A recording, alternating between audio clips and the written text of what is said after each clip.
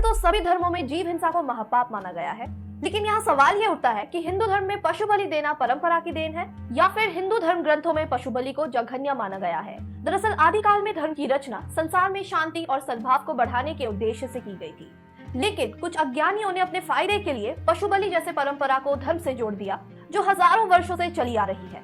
एक और जहाँ हिंदू धर्म मानने वाले कुछ लोग पशु बलि का समर्थन करते हैं, तो वही कुछ लोग ये कहते हैं कि आदिकाल में देवताओं एवं ऋषियों ने विश्व कल्याण के लिए धर्म का ढांचा निर्मित किया, जिसके पालन भर से मनुष्य आज भी देवता बन सकता है। उस धर्म के नाम पे वो पशुओं का वध कैसे जायज हो सकता है? जो लोग ऐसा करते हैं वो केवल और केवल हिंदू धर्म को बदनाम कर रहे हैं।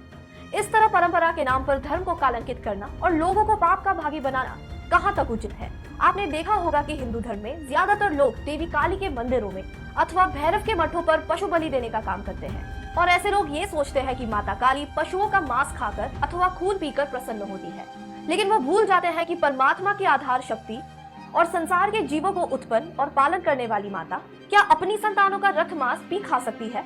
क्योंकि माता तो माता होती है। जिस प्रकार साधारण मानवीय माता अपने बच्चे के जरा सी चोट लगने पर छटपटा उठती है और माता की सारी करुणा अपने प्यारे बच्चे के लिए उमड़ पड़ती है, तो भला करुणा, दया और प्रेम की मूर्ति जगत जननी माता काली के प्रति ये विश्वास किस प्रकार किया जा सकता है कि वो अपने निरीह बच्चों का खून पीकर प्रसन्न हो सकती है? दोस्तों, सभी हिंदू धर्म ग्रंथों में हिंसा को निषेध माना गया है।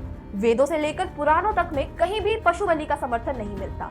हिंदू धर्म ग्रंथों के अनुसार यदि कोई व्यक्ति देव यज्ञ, पितृ श्राद्ध और अन्य कल्याणकारी कार्यों में जीव हिंसा करता है तो वो सीधा नरक में जाता है। साथ ही देवी देवताओं के बहाने जो मनुष्य पशु का वध करके अपने संबंधियों सहित मांस खाता है, वो पशु के शरीर में जितने रोम होते हैं उतने वर्षों तक असीपत्र नामक नरक में रहता है।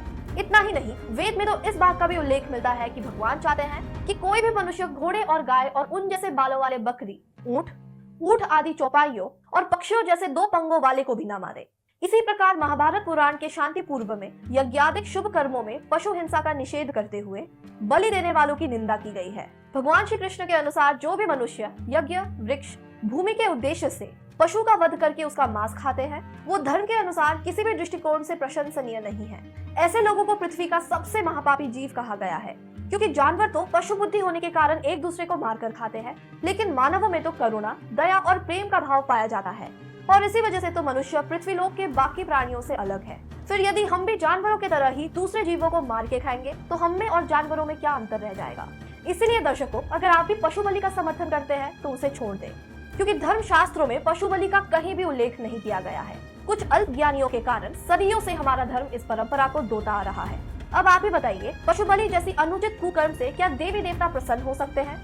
यदि आप देवी देवताओं के नाम पर पशु बलि को सही मानते हैं तो जान ले कि ऐसे लोग जीवन भर मलिन, दरिद्र और तेजहीन ही रहते हैं। ऐसे लोग कभी फूलते फलते और सुख शांति संपन्न नहीं पाए जाते।